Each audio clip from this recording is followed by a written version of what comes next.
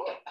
And welcome to another episode of Hollywood Kitchen. We are getting into the Halloween spirit this month, and I could think of no better person to join me than my frequent guest, the great David J. Skal, who is an expert in all things classic Hollywood horror. Well, thank you. This is one of my favorite podcasts, and I'll come back as many times as you want. Thank you so much. And my friend and frequent collaborator, Danny Miller. So thank you, Danny. Happy to be here, especially with David. Yes, and in Danny's historic home, which he's letting me invade again. So thank you to you and your wife and son for allowing this. And today we are going to make Lon Chaney's potato biscuit. But as one of my friends and viewers pointed out, not everybody who watches this immediately knows who the stars are. And I kind of tend to assume they do. So David, if you had to give somebody that's new to Lon Chaney sort of a 101 about Lon Chaney, what would you tell them? Well, he was one of the great superstars of the silent era, one of the great bankable stars. And he was known as the man of 1,000 faces because of all of the different disguises he put on. He created his own makeups.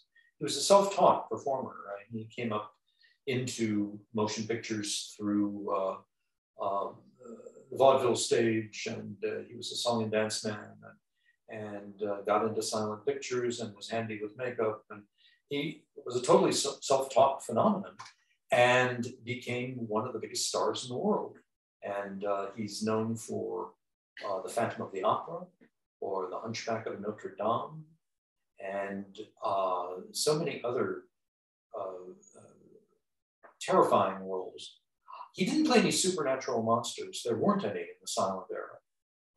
If there was somebody scary, they were always explained away as a master criminal plotting to embezzle an inheritance or something. But he almost played, I mean, the reason I'm wearing the Dracula t-shirt here, this is a poster for Dracula that was designed when Universal was still trying to get Chaney to play the part in 1930. They had a fraught relationship with him. He worked at MGM for the most part. That was his home studio. And he did the Hunchback and the Phantom in the mid-20s for Universal, and Phantom was a really embattled production. I want to talk about that because I've got questions. And so when it came time to do Dracula, they thought, well, we're really taking a risk on this because this isn't going to be explained away. This is really a supernatural, demon from hell, and is the audience going to buy it? And the economy was very shaky. The depression kicked in right at during the preparations for Dracula, and Chaney died unexpectedly. It was one of the biggest kept secrets in Hollywood that he had cancer. And in August of 1930, people were just shocked because around that time, I've seen memos from between the studios, Universal trying to make some kind of offer to Chaney for Dracula and some other films that he might do. Somebody suggested that he play a dual role. And I can only assume it would be Van Helsing and Dracula, which would follow up something he did in a film for MGM called London After Midnight, which was not about real vampires, but fake vampires. And but he played a dual role. He played this vampire-like character with shark-like teeth, and he played the police inspector who unravels the crime. And anyway, Carl Laemmle over at Universal was he didn't like horror movies. His son, Carl Jr., who he had given the studio to, loved them, and he loved Chaney. And he said, okay, this Dracula is really an iffy project, but if you can get Chaney to do it, I'll buy the rights. So he bought the rights, and without knowing that Chaney was sick. And they managed to lure away Todd Browning from MGM, who was Chaney's usual director over there, or one of his directors, but They had some very successful collaborations. London After Midnight was the most successful thing they had done with Chaney. So obviously Browning and Chaney for Dracula made a lot of sense. We don't know what he would have looked like in the part because he never got to officially do a makeup. But Universal had announced that Browning would do Dracula as early as 1920. And later on, after Dracula was released, the New York Times had an article that said that Browning really wanted to do Dracula with Chaney at MGM, and they had worked out a secret makeup. Ooh, there must be photos somewhere. Well, I think we'll see one in the next room, but I think the makeup he did for London After Midnight is probably a close approximation of what he would have done with Dracula. It would have been right up his alley. It wouldn't have been Bela Lugosi at all, I don't think, because Chaney would have been attracted to the animal transformations and the grotesquerie of it. And he was not a suave, he was sinister, but he wasn't suave. As an actor, that wasn't his, more of a working class everyman. And that was part of his appeal because he could become anybody in the world. And, as Americans, we're told that's our birthright, to become anybody we want. And Chaney embodied that aspect of movie stardom, I think, more than any actor before or since. But it's always there, this idea of that we worship shapeshifters. Take a cultural, anthropological view of it, and it becomes really fascinating. We're engaged with mythology and mythical dynamics more than we imagine. Well, today we're going to make Lon Chaney's potato biscuit, and this recipe comes from the photo play cookbook from the late 1920s. And sometimes when I come across some of these star recipes, sometimes you'll see a recipe and it seems so incongruous to the star themselves. Like, for example, Betty Davis's East Indian curry, which seems a little odd. But when I saw the potato biscuit, I was like, well, even if Lon Chaney didn't cook, I can see Lon Chaney eating a potato biscuit. That just kind of makes sense, right? Yeah, it does. So it seems in line with who he was, the simple everyman kind of type character. So this recipe did not seem far-fetched in any way. So I thought what we would do is we'd go ahead and make the potato biscuit, and we'll talk about Chaney while we do it. And then once we clean up in here, then we'll go into the library and have our more deep dive discussion. So, very good. Do you think there's a chance that he had anything to do with this recipe, or was that a photo play editor? Let's go along with the gag for this. Yes. I don't know. I agree with you. It makes sense that I can just see Lon Chaney and potato biscuits. So, and like many of the... He was a man of the people. He was a kind of politician. Right. He everything to everybody. Yeah. Literally an everyman. He could be anybody. Don't step on that spider. It might be Lon Chaney. Yes. And like many of these old-time recipes, use a hot oven. There's no time. I looked up hot oven and it said like about 400 degrees. So that's what we make them in. But the unusual thing, I've made biscuits before, but never with potatoes. So the first they ask you to take 2 large potatoes, boil and mash them, which we've done. We've got our potatoes here ready to go. And then sift together 3 cups of flour with 3 tablespoons of baking powder and a ½ teaspoon of salt. So I've already sifted with my vintage sifter. And I'm gonna actually put that in a larger bowl to mix. This is kind of you sort of gotta make biscuit dough. I'm sure there's real cooks here who might disagree, but by hand to work that. Oh, and they also call for 1/4 cup of lard. We're kind of not about lard here at Hollywood Kitchen. I mean, I'd like to kind of try it one day, but we're using Crisco. We're using vegetable shortening. But with my impeccably clean hands that I've just washed, I'm going to put that in there. And I mean, I guess some people you ever make biscuits before? I have not. This is a first one. You can use pastry cutters, but honestly, to get it to the texture you need, you really just got to get your hands in there. And he's a man of the people. Again, it checks out. It makes sense. So I put the potatoes and the lard, but we're using Crisco, and I'm just gonna get it till it's like crumbly with my impeccably clean hands. And then at that point, Lon Chaney would have us add 1 egg. Okay, should I crack this open for you? Yes, please. Alrighty. Yeah, then I'll only have to wash my hands once here. Just throw that in there with a cup of milk. These are great farmer's market eggs with very bright orange yolks. And here's where it really gets fun and messy. Have the kids help. Oh, yes. Can you see any of that in there? You're just making a dough that's very wet. So you are going to need flour to roll it out. Okay, and we are going to roll it out on the table and make the biscuits. We are, very quickly. Let me just get enough. I am going to have to wash my hands one time here. Let me just get as much of that together as I can. You know, it's so, I never knew that about Carl Laemmle. You know, the irony, because Universal is so renowned for their horror films. Who knew?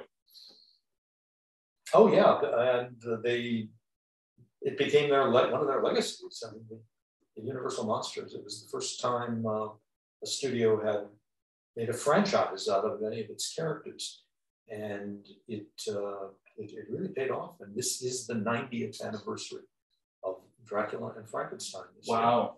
year. And I think a lot of us are going to be around for the 100th. Yeah. For a lot of Lon Chaney's biggest films, I was just wondering if there's going to be big centennials. Well, we've already hit we haven't quite hit the centennial for Hunchback will be the year after next. Right. And Phantom of the Opera in 2025. Yes. And but a lot of those old pictures are reaching their. He's washing his hands. But you're right, they're reaching their centennial status very soon. And it doesn't. When I was a kid, these films were like 30 years old. I think there are some films that are kind of their time, but I think these films are going to be remembered 50 years from now, 100 years from now. I think they're never going to go away. They're always going to be with us. No, especially the Dracula and Frankenstein, they are true modern myths. They have to do with our, our twin fascinations with science and superstition. And where one goes, the other always follows. And if the studio does one, they end up doing the other. And the perennial double bill, and they will continue. One thing I think that's fascinating about Lon Chaney is his incredible penchant for privacy. Because, a lot of the stars were very public figures and lived very public lives. And didn't he have the quote where he said, "In between films, there is no Lon Chaney"? Yes. And all the attitude. Well, it may have reflected, it probably did reflect his own personality. He and his wife did not socialize. In Hollywood, they weren't seen at the premieres and the parties. And but it was shrewd public relations. I think, if anything, much like Garbo, I think it only drove the public's fascination. Absolutely. And the more mysterious he was, the more curious people were about him. And the less you knew about him, the more you could identify with him. He might be like you. I mean, this Americans have always loved to identify with their favorite film stars, and even extensions of our own personalities, our dreams and hopes, and Chaney did that. He was a movie star who never got the girl. That's true. He was always thrown to the side, and it was he was kind of a really anti-romantic character. I thought though in the films where he's not wearing a lot of scary makeup that he was pretty handsome in my view. Well, he was a decent looking man. His features are strong enough that you can still see it in the Chaney family today. Oh yeah. Lon Chaney could easily do his great grandfather in a biopic. Lon Chaney. Yeah. No, I said, ooh, that needs to happen. Yeah. I'm cutting our biscuits with my Metro-Goldwyn-Mayer glass that I bought when it was still MGM on Culver City. We are on brand around here. We're on brand. So I'm just cutting little rounds of biscuits, putting it on parchment, and we're going to cook it in a 400-degree oven for about, what was it, 20? I think about 20 minutes, but I recommend keeping an eye on these things because different ovens, and also you've got the potatoes, which I think adds kind of a thickness. So I like to keep a sharp eye. They don't, you know, rise the way regular biscuits do. I will say that. You'll see some made shortly when we go to the other room. But that's about it. It's a very simple, down-to-earth recipe. I think it would be good. Well, it's definitely great with butter, but it would be good with gravy. Jelly. Jelly, all right, that one. You need to have your surface floured. I usually use like a wax paper unless you have a table that works for this. Well, your last Hollywood Kitchen, with you had one with a marble table they were using to roll things up. That would be perfect. Oh yeah, oh yeah. Oh yeah. But anyway, there you have it. We're going to pop those in a very hot oven on one of the hottest days of the year in Los Angeles. But hey, anything for Art and for Lon Chaney's biscuits. That's right. All right, so we're going to put these in the oven, but we will go in the other room in the library of Danny's house, and we'll continue the discussion and show you the final product. Okay, all right, so we are back. Now we are in Danny's stately historic library of his historic home. And this is what the potato biscuits look like. This is the final product here, and serving it on my Halloween tray. And they didn't turn out too thick. There's not a lot of rise here, but they are tasty. And as we talked about, they'd be great with jelly or butter or gravy, perhaps. And let us know if you try to make these as well and how they turn out. Here's rise. We want to know if they rise. Yes. So we want to talk about all things Lon Chaney, and I have a whole list of talking points. He's one of my absolute favorites, and there's so much to talk about with him. I think possibly that his parents were deaf. That could have been the best possible training, right, for a silent film performer. Well, he was a hearing child of deaf parents, and became adept at pantomime from a very early age. You know, was obviously a very practical thing, but unintentionally, perhaps it was good training for you know, for the stage. And he was on the stage before he was in motion pictures. Motion pictures were still pretty primitive, you know, at that time, but he was born in Colorado, spent a lot of time in the Oklahoma territory before coming to Los Angeles. So he was here at the very birth of the motion picture industry in California. I think it's interesting too that early on he did dance and choreography, because that's just something you never think of when you think of Lon Chaney. Well, that's all part of being a well-rounded performer. I agree. I mean, you know, vaudeville and variety were the dominant, you know, kinds of live presentation that were done.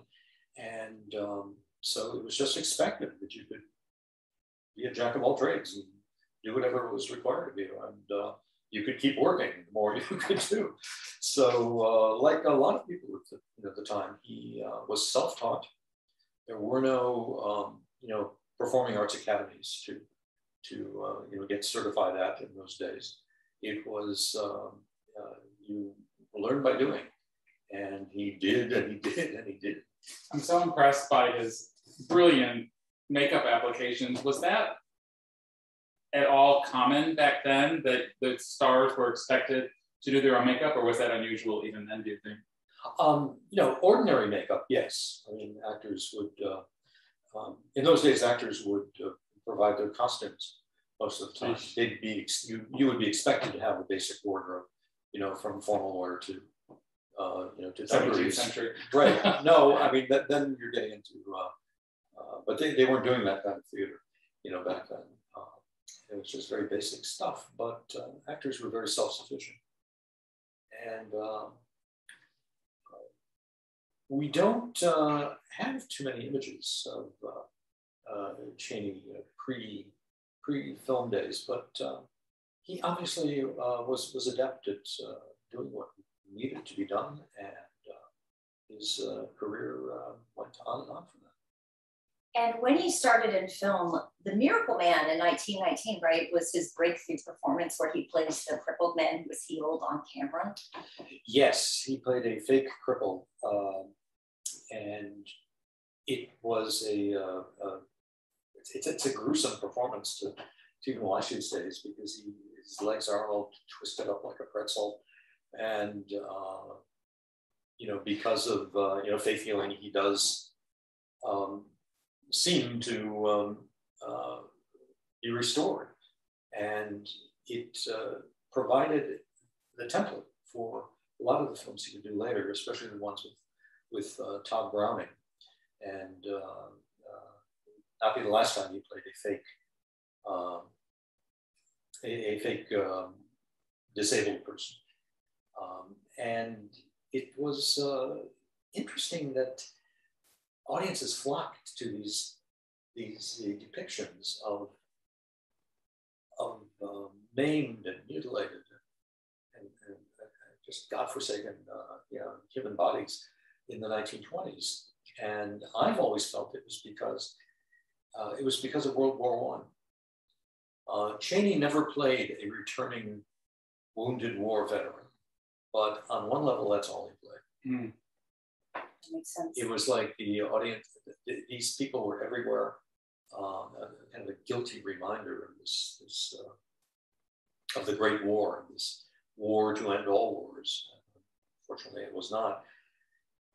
And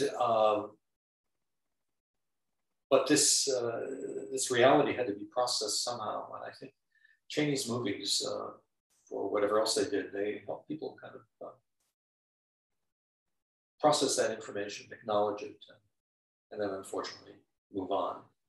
But the Forgotten Man from the early 30s musical fame, that you put a rifle in his hand, you shouted "Hip hooray!" You sent him on his way. Where is he today? Mm-hmm. And in Europe, in France, the disfigured war veterans would always lead the armistice parade, and they were much more visible, and they were, so France and Europe didn't really need Lon Chaney movies to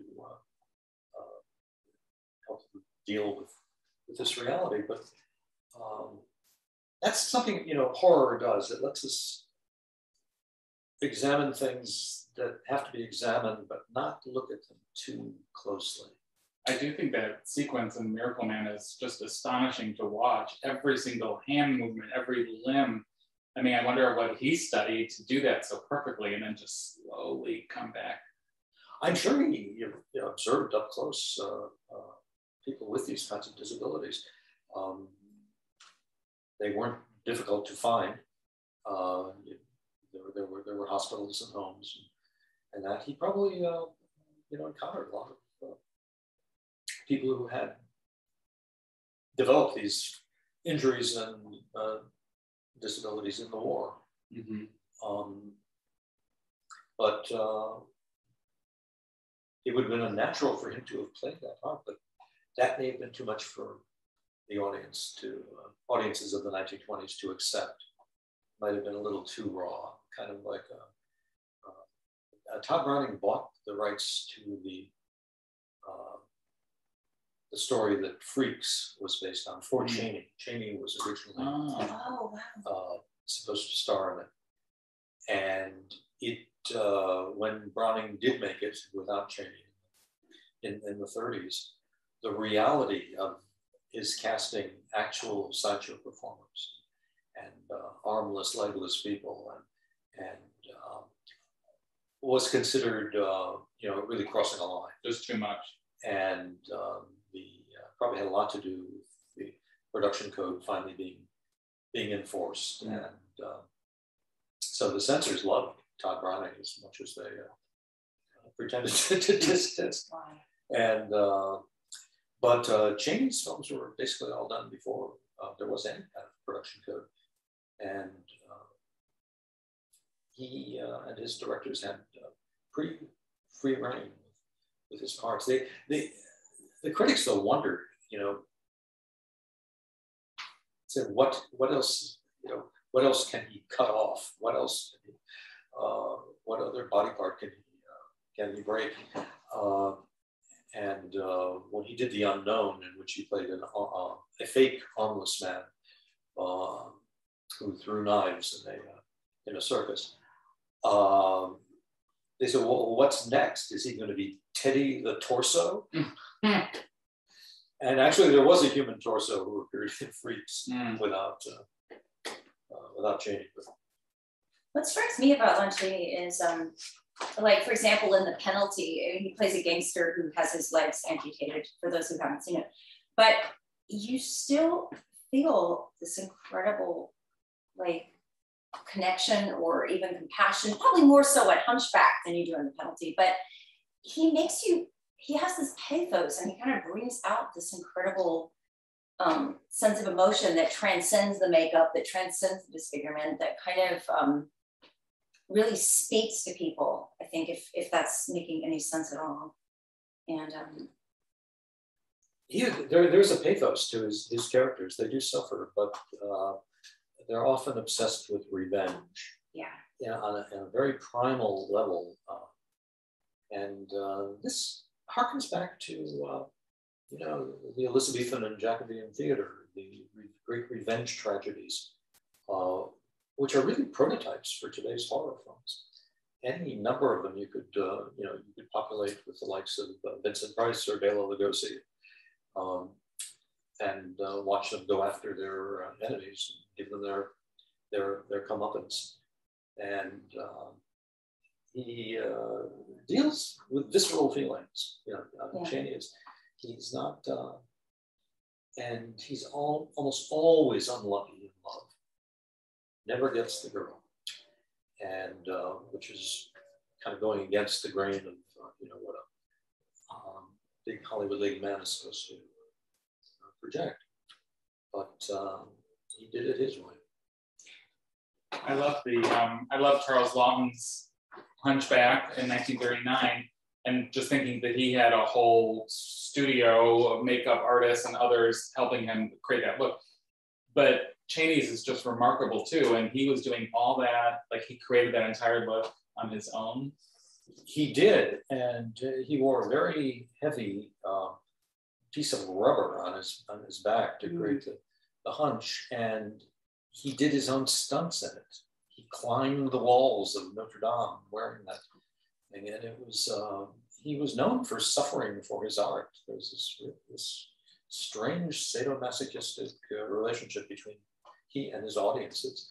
They wanted to see him suffer, and he gave it to him. As a performer, he didn't fake it. Joan Crawford acted with him in a film called The Unknown, and he had to have his arms tightly bound to make it seem like he was an amputee. And she said he would just not take off these harnesses for hours and hours, and that it all informed the performance, because you saw it all on his face. He's literally in pain. All of the pain, all of that. And later, Crawford liked to punish her fellow actors by basically refrigerating the sets she worked on. She thought it would keep them alert. Interesting. Well, I want to say one thing to the point about Joan Crawford, is that I've always heard that Lon Chaney was very kind and supportive to female co-stars. Like I've heard that when Loretta Young co-starred with him in Laugh Clown Laugh, that the director was cruel to Loretta and yelled at her. I've heard this, and that Chaney got wind of this and would actually be on the set because he knew if he was on the set at all times, then the director would not treat Loretta that way. There are a great many stories like that. There are no stories for all the, the sadism and the masochism in his roles and the way he approached them. Apparently he wasn't a great father to have. We'll talk about that. He was very generous with other performers. I don't think I've read a single disparaging remark made by anybody who acted with him. Because I've heard very nice things from women, which a lot of the time, you know, that they would have been perhaps possibly mistreated, but I've heard Joan Crawford, Loretta Young, Patsy Ruth Miller, Mary Philbin all say nothing but the kindest things about working with him. And that is important, I think. Yeah, I mean, Crawford said she was just starting out. She was very young at the time, I think just barely 20. And she said, you know, watching Chaney was like watching God. He was it was just had a profound effect on her, and she just absorbed so much from watching this genius. I want to talk about Phantom because I think for a lot of people, I know for me, that was my gateway into Chaney land. That was my first Chaney film, and I've seen it, oh gosh, probably 20 times. And the makeup in that is unmistakably World War I inspired because of the facial things.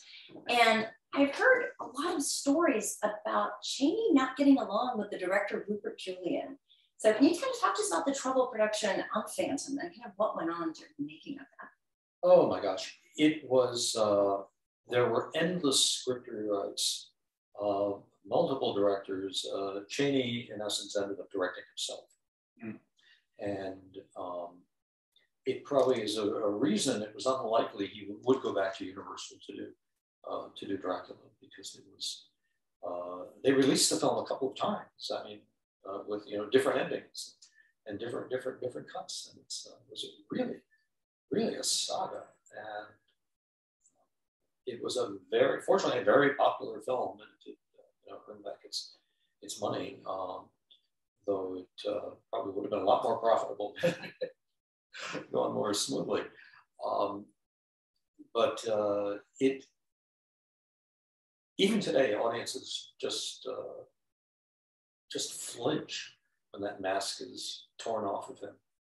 And you see this face, this kind of human skull, and he did all kinds of unpleasant things to his facial features with it, and wires that pulled back his nose so it looked almost like a skull. Truly is the embodiment of what Gaston Leroux described in his original novel, Phantom of the Opera. This living death's head, and it in the Chaney film, it's not ever revealed how this happened to him. They don't do a backstory. He is what he is, and he is there to be hideous and to be rejected by the woman, and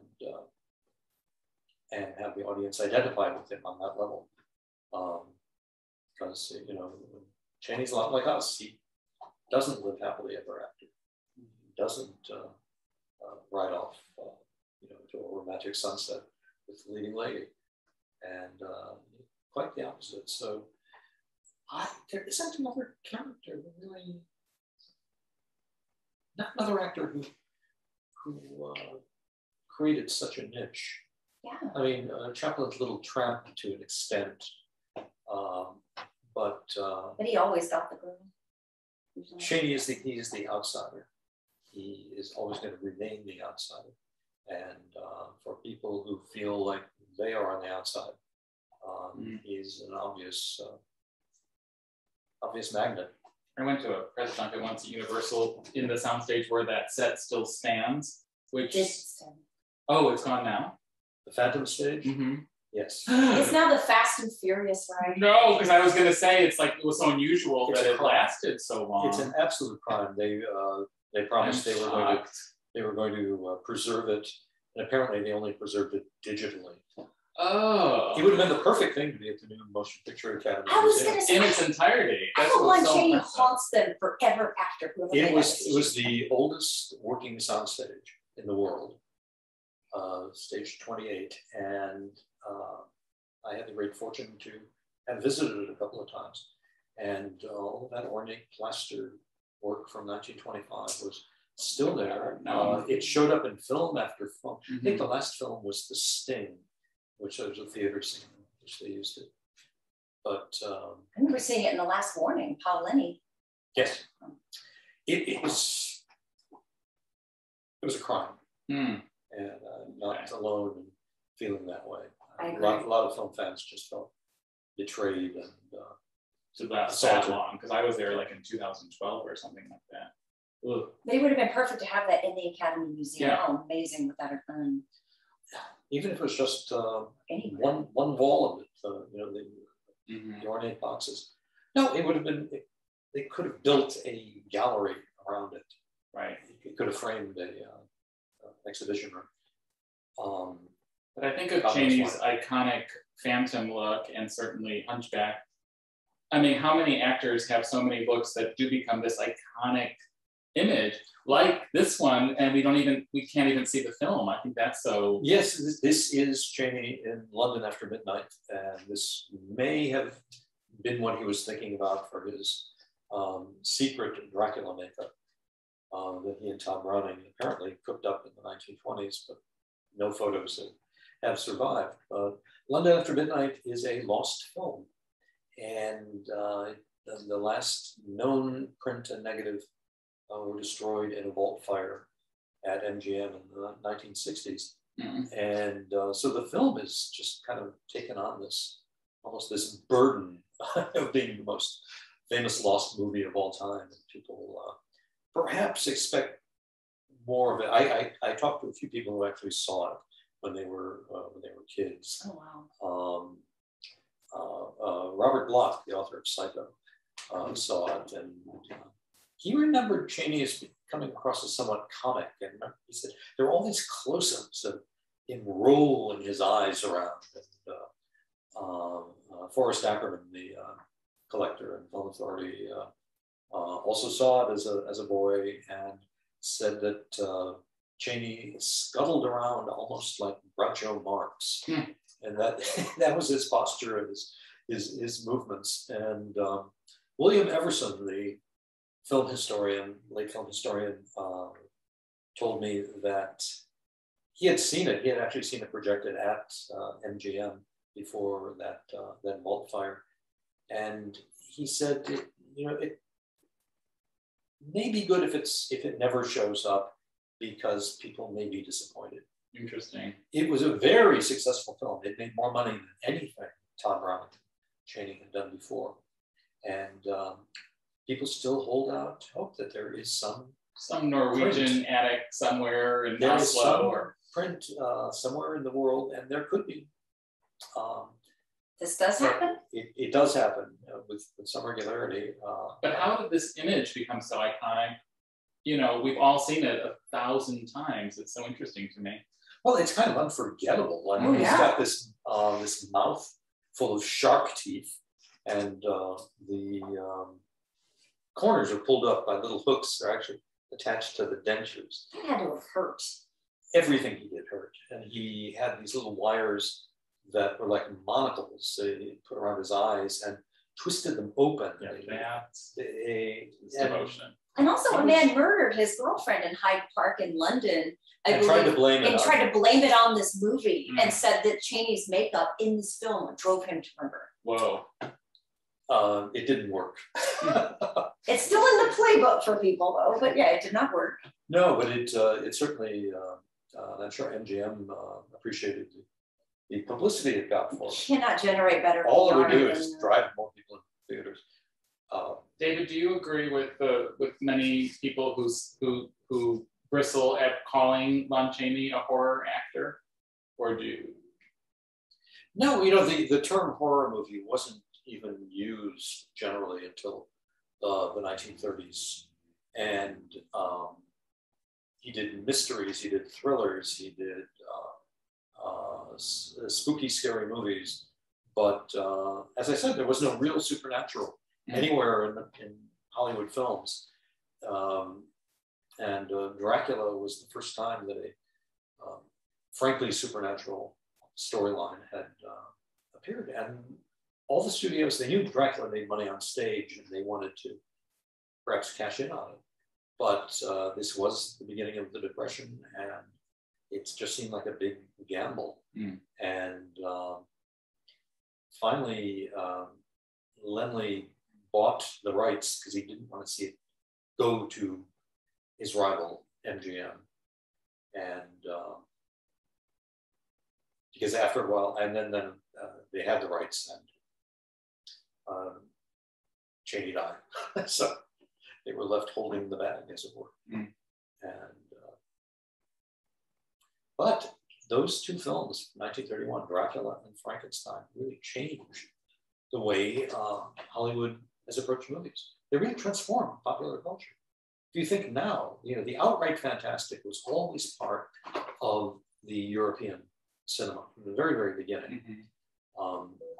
The trick films of Georges Méliès, ghosts, demons, all kinds of apparitions and spectacular things to look at. In America, that isn't the way things went. And but now, all these years later, think of the biggest, most successful films of all time. How many of them have some element of the supernatural, have a monster, or driven by special effects? The fantastic was given permission by Dracula and Frankenstein in 1931, and here we are today in 2021.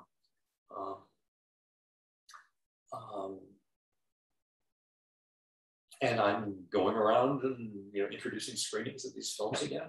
I'm always asked to do this. I hope I'll be doing it, for year 100.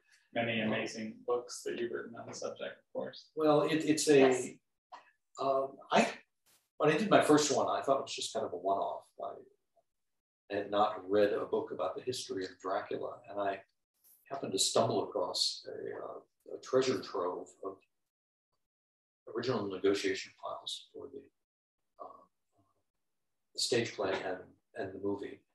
And it was so colorful. The characters, there were better characters, in the story of producing these, the stage play and the film than, that rivaled anything in the movies. And it did very well, I guess, the way Dracula did. My book, Hollywood Gothic, was very well received, and I was suddenly being asked to do another one and another one. And here I am 30 years later. Wow. 31 years later. Never expected I thought my life was going to continue in the live theater, where I did marketing and promotion. I just loved it. It was one of my best times of my life. And Hollywood was the last place I thought I wanted to live. And now I've been out here 20 years. And it's so I've started working on a memoir about my called "Mad About Monsters: How a Mid-Century Mania Conquered My World." Oh wow! Excellent title. And it may have more information than anybody needs to know about me. We'll just have to see. But I've written about other people. I haven't written about myself much, and but my books are full of other people's anecdotes about growing up with monsters. And so I guess it's my turn. Excellent. I think sometimes in life, I also kind of got derailed in my life, but in a good way. I think things find us instead of us finding them in some weird way. I think you're right. I mean, I don't know how. Well, I know I picked Dracula because everyone in those days, we were all part of a generation, we like to call ourselves monster kids of the early 1960s. And we all chose our favorite monsters. And many of them, are obviously, expressions of adolescent anxieties. And the Wolfman's sprouting hair and the Frankenstein monster and his difficulty with his bride and female rejection and all that. I gravitated to Dracula, and I think it was because Dracula was the one monster who was in control. And the early 1960s, the Cold War, Cuban Missile Crisis background of my discovery of monsters did not feel safe or in control. But, Dracula could stare down the atomic bomb and hypnotize it. hypnotize it and send everybody scuttling. But it's weird. He's been this kind of strange presence. I don't want to say guardian angel, because I've written about the people who become obsessed with Dracula and thought they would make a fortune with it and wanted to control Dracula, and Good luck with that. he ends up biting you in the ass. And always Rather will. than the neck. And you can't really trust him, but I'm very, very fond of him. Well, speaking of the Wolfman, I wonder if we can back into Lon Chaney's family a bit by, I would love to get your take. I just recently rewatched Man of a Thousand Faces with Jimmy Cagney. Oh, yes. And, you know, it's interesting because the first like half an hour of the film, I was like kind of outraged, wanting to defend poor Cleva. Now I know she was his first wife was a very troubled woman. I know the anecdote about her attempting suicide is actually true, but so much of that was fictional, including her like not knowing about his dead parents and things like that. What's your take on it? But then by the end of the film, I was so impressed by Cagney's performance, who looks nothing like Lon Chaney, but I thought he did a brilliant job. I just wonder what your take was on the film. It's not terribly true to Chaney's life, especially the end where his son gives his makeup kit to his son and writes Junior after Lon Chaney. He did not want his son to become an actor, and was made no secret of it. And Chaney really had kind of a tortured relationship with his dad. And Kurt Siodmak, who wrote The Wolfman, actually told me personally, he said, I don't want to go into detail, but, Chaney Sr. was, quote unquote, a sadistic character who tormented his son, and he left it at that. But and Chaney Jr. did not like Man of a Thousand Faces at all. Can't remember his exact. Although he comes across quite well, just totally fictionally. Totally fictionally. I mean, there are something his wife did attempt suicide on stage here in Los Angeles at the Majestic Theater in the early 1900s. She was 16 years old, unlike Dorothy Malone. Dorothy Malone was not 16 not years in the movie. old. And Chaney was apparently quite jealous, and Cleva got along with many of the male people, in the theater and around them. And there's no evidence that she was actually unfaithful, but it led to a incredible rift between them. And she walked out into the wings where he was performing on stage. And she stood there and she downed a bottle of mercury chloride. Bichloride? Yeah, it's a mixture of mercury and chlorine. That's what killed Olive Thomas. And it's almost killed her. She was a singer. It destroyed her vocal cords. And they were divorced not long afterwards. It's funny that he must have kept on good terms with her family, though, perhaps her mother, because the family name was Creighton, and he named his son Creighton Chaney. He was not Lon Chaney Jr., and he actually appeared in some films as Creighton, but eventually Universal,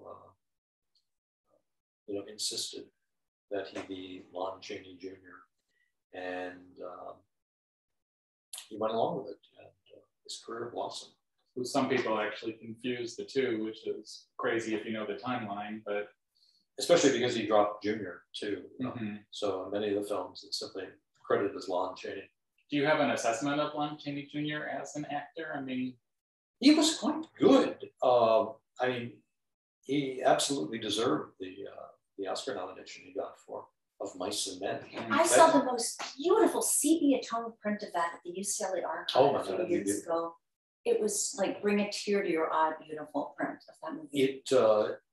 And some of that pathos, you can see it in The Wolfman, of all the things he did at Universal. There's a little bit of that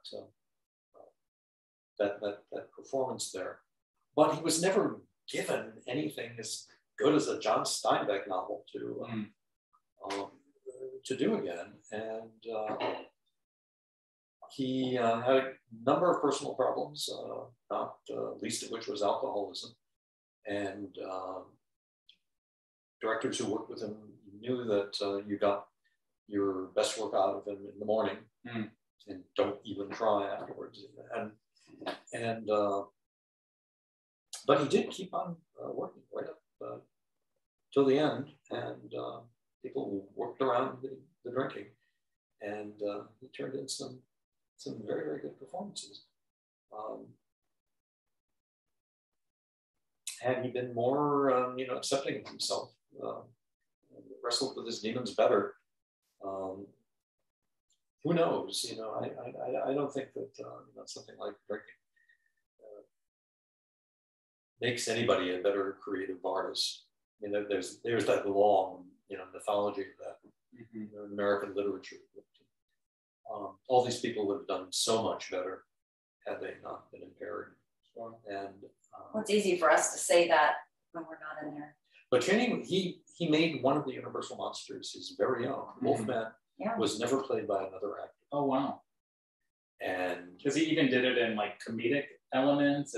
He did it. He did it in four films altogether, including Wolfman, Frankenstein Meets the Wolfman, House of Frankenstein, House of Dracula, and then for a fifth and final time in Abbott and Costello Meet Frankenstein. Right. And whereas other actors, many different actors played the Frankenstein monster and played Dracula, nobody did the Wolfman like Lon did. And are there Lon Chaney grandchildren and great-grandchildren around? Oh yes, the Chaney family is still very much involved in keeping his legacy alive, and licensing his image, and very nice people. I've known them for a long time, and it's a they're all being discovered by generations of people who never. It's funny when I teach these films. These days, none of my students were alive when Francis Coppola did his Dracula.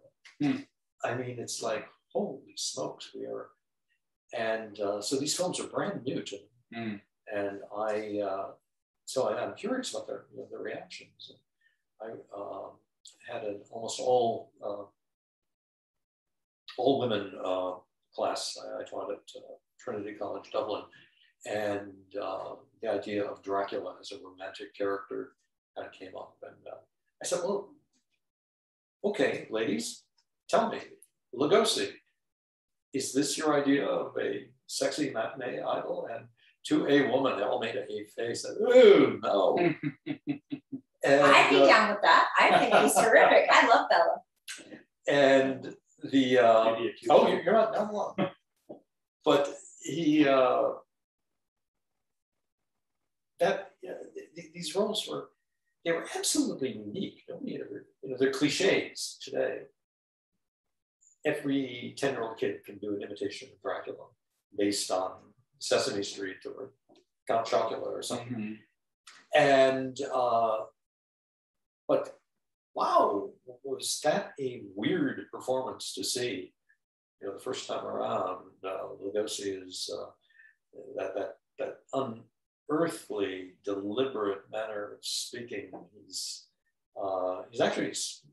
not comfortable with his English. He's learning a lot of his lines phonetically, even then. And it's just this weird, stylized thing. He does not seem quite human. He makes you uneasy. I don't understand how women swooned over him. Well, I saw the Frank Langella version on Broadway, and that was a sensation, as you remember at the time. I saw it too. I was in the night after opening. I was in the second row at the Martin Beck Theater, and different and for that particular idea, romanticized idea of the vampire, nobody has done it better than Lon Chaney. I mean, it's just extraordinary. That film gets better and better all the time. Very little to do with Bram Stoker. And he goes considerably further I don't see the sex appeal of Lugosi. Fascinating as I find him as an actor, I don't respond to him on that level. And but Langella, who I finally met for the first time, I got him to sign one of my reproduction of the Hirschfeld caricature is Dracula. He had a sore spot with Dracula for many years because he couldn't get parts in movies. That role just colors everything about it's a trap. the audience's it's been like that for many actors. Makes and sense. he said it was crazy. He said, I forgot about it. It took me about 10 minutes to forget Dracula. It took Hollywood 10 years. And of course, he's gone on to become one of the greatest character actors. That performance is wonderful, and it is sexy, and it's understated. And my favorite line is he's having dinner. You don't actually see if he eats or not. They somehow get around that. But he's having dinner, and Lucy mentions, "Oh, I love being frightened." And he just turns to her and says, "Do you?" It was just a throwaway line, and he just knocked it out of the ballpark. Just these little thing. He's can't say enough good things about Frank Langella.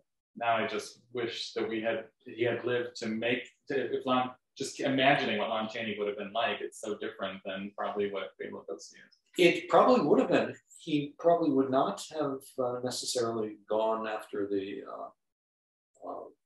white tie and tails that came from the stage play. The script that was in the works when Chaney died mentioned that he wore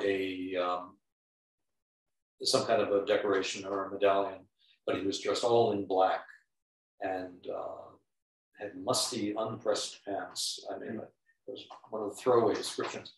It's hard to know. Chaney would have wanted to do something original. Oh, yeah. London After Midnight was done because MGM wanted to capitalize on the success of Dracula, which was on Broadway at the same time. And so they concocted this story that had many similarities to Dracula, and didn't have to use the name, but it was a vampire mystery melodrama. And I don't know, Chaney, he didn't make sketches. Apparently, there are no photographs of test makeups. Interesting, because the James Cagney movie ends with this gallery of all his sketches, but that was just another fictional element. Yeah. Yeah, they actually did all kinds of makeups for Cagney that appear only as still pictures in the film, and some of them are quite good. The Chaney London After Midnight makeup, Cagney London After Midnight makeups, rather nice, but I've only seen that one little cropped picture. But Chaney be a great subject for a real one. Who could do it? Bryan Cranston could play Chaney. That's a great idea. Here we go. Robert Downey Jr. could play Lon Chaney. Okay. Yeah. I'm just trying to think of actors with the right kind of face. You need to be the executive producer of this film. Yes. And yes, they would have to have a lot of control over it. We were talking earlier about Lon Chaney as a person and how there's really not been anything that's completely cracked the code of who he was as a person and man and behind the scenes per se. Well, he was very private. Yeah. And part of it was probably by nature, and it was also calculated. He was a more valuable commodity, unknown, as you said before, like Garbo. That was part of the mystique.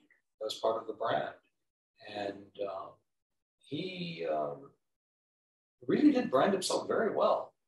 as a performer, even before branding was thing. codified. Well, I love that A Visit to MGM short film where they have all the stars lined up and they go down the line. This is Norma Shearer, this is Norma Shearer. And when they get to Chaney, he literally like turns his back and is doing something with his back to the camera because, but then your eye goes to him and he's the one that you kind of remember from that reel. But very different from his somewhat protege, Joan Crawford, who loved the whole mechanics of having fans and everything. It seems like he was just not into that. Oh no, he did sign autographs. Oh, he did. Yeah, and they can be found, and they're very valuable.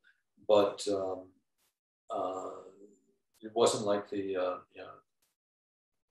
fans did not hound him at premieres. I don't think he attended the premieres. Well, I've always heard, my dad's a Marine, so when my dad came out to visit me a few years ago here in LA, I showed him Tell It to the Marines, and he adored that movie. Great and I've heard that Lon Chaney was so proud of that one that he went on a rigor press tour. Is that true, to promote that film? And yes, it's funny, that film actually, it was the most successful picture he did for MGM, and almost at the end of his career.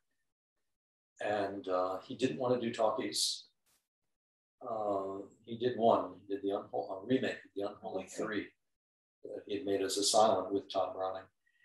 And he had a nice voice. He probably would have been as adept with voices as it was with makeup. In The Unholy Three, he plays a little old lady, a fake little old lady, and who really smokes cigars and runs a little crime syndicate, and it's a great film. With both Karloff and Lugosi, with Dracula and Frankenstein, the original ad campaigns in a number of cities, the ads called first Lugosi, the new Lon Chaney. And then Karloff later in the year, the new Lon Chaney. Oh, interesting. And it neither achieved that kind of a niche, for themselves.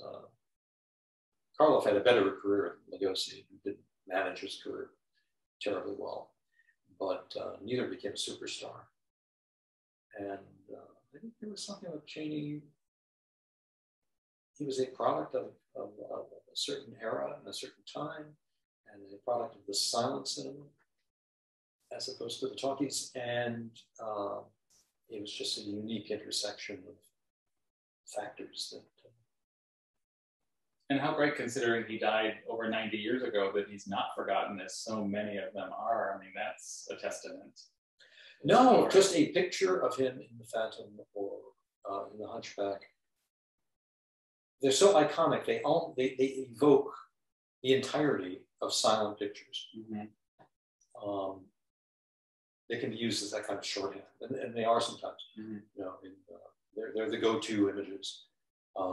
Mary Pickford, Charlie Chaplin, Lon Chaney, right, as the Phantom or the Hunchback, and or this guy. It's really hardcore fans who know about this one. But I'd love to see it. I don't know if we'll get the chance. Stranger things have happened. Stranger things have happened. They have found films in New Zealand. They've found fragments in the Yukon. So sometimes these things do turn up. There was a trailer made for London After Midnight that apparently used other elements. Not the they couldn't duplicate negative in those days, so they would use outtakes, and that was in the holdings. It was supposed to be in underground storage with the rest of MGM stuff, and I was involved in a project, and when a search was done, it just wasn't there. Right. And Phantom turns 100 in 4 years. It just occurred to me. It is true. It is. It's a film that, fortunately, we have it because George Eastman House rescued it.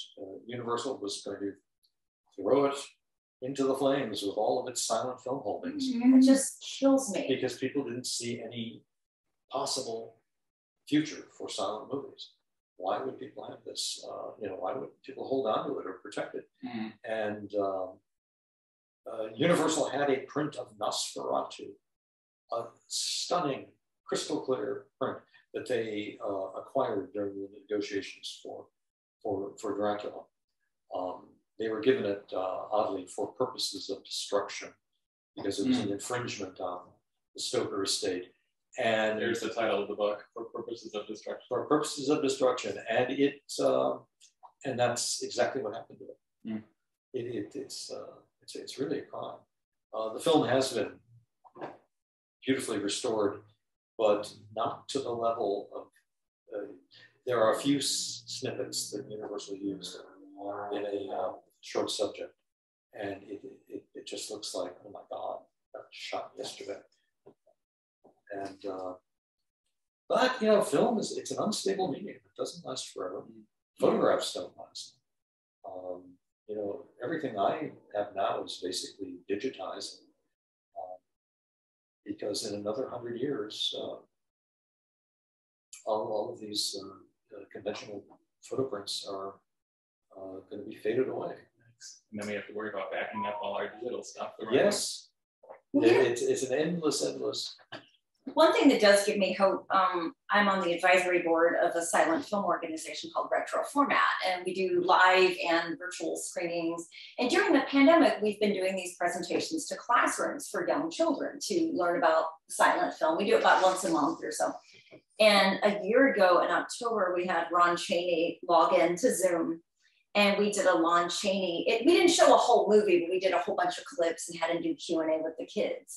And this one little boy, he was probably 7 or 8, he came with all his own monster makeup he had already done, and he's showing us, and he was so proud of it. And I texted a colleague, and I was like, if this kid gets sick of his parents, I will personally adopt the kid, because he was that excited. And his mom told the teacher that he went into the bathroom and did all these fake wounds all over himself and then screamed for help. And his mother rushed in. She thought he'd fallen and had an accident, rushed into the ER. And then they get to the ER and he's like, oh, I did this in the bathroom with makeup. And she's like, do I punish him for this, or do I reward him for being that talented? So I thought, wow, that kid is going to grow up and be a Lon Chaney maybe someday. I did something like that when I was a kid. I made a little film called "I Was a Second Grade Vampire," in which I had my younger brother played the little bloodsucker, and I invented a way to kill off the monster. I had his head run over by a car, and to stage this thing, we just used our car in the driveway and arranged it and threw blood all over the place. My father was in the kitchen and looked out the window and almost had a heart attack. Oh my God. So you were destined for this life after. But my brother wasn't bothered by it. That is so awesome. I love that story. That's great. Well, this has been such a wonderful discussion of Lon Chaney. So Danny, thank you for once again letting me invade your home. Thank you. And David, thank you. You've been so generous and kind to me, appearing so many times on this. So. Well, don't run out of horror stars, and I'll keep coming. I won't. So thank you so much. And thank all of you for watching Hollywood Kitchen. We hope you have a happy Halloween, and please stay tuned for more food, fun, and film history.